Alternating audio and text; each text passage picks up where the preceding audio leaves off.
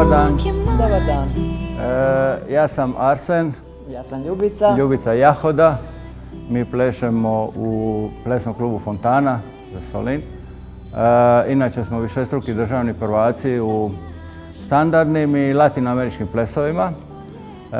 To nam omogućuje da idemo i na vanjske turnire, na svjetska prvenstva, tako da imamo zapažen uspjeh i vani.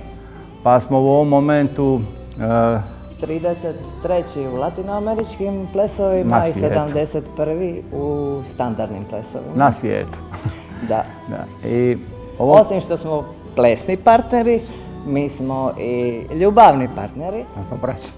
Ljubavni, pa onda bračni.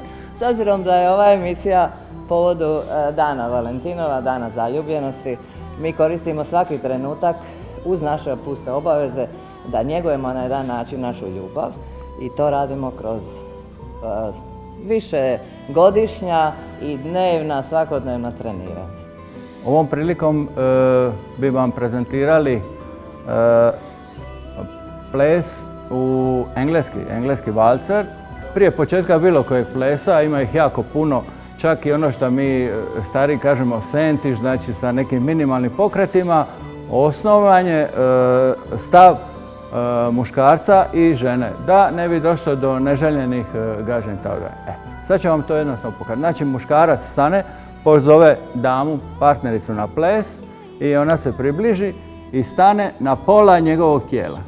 Znači u tom slučaju je moja slobodna noga i njena slobodna noga. Znači moja ide van nje, njena ide van mene. Kad druga noga ide kroz mene, a moja ide kroz nju. Normalno stalno držimo jedan uz drugoga, tako da ne može nikako doći do neželjenih gaženja. A sad vam možemo pokazati engleski valcer. On je od ovih 5 standardnih plesova kao mi plešemo u principu u basic osnovi najjednostavniji. Muškarac kreće sa lijevom nogom, on je u tročetvrtinskom ritmu, znači 1, 2, 3, 2, 2, 3. 1, 2, 3, 2, 2, 3. Znači, muškarac ide sa lijevom nogom, žena sa desnom natrag i sad se dižemo, desna nazad i dižemo se, spuštamo se, ponovo.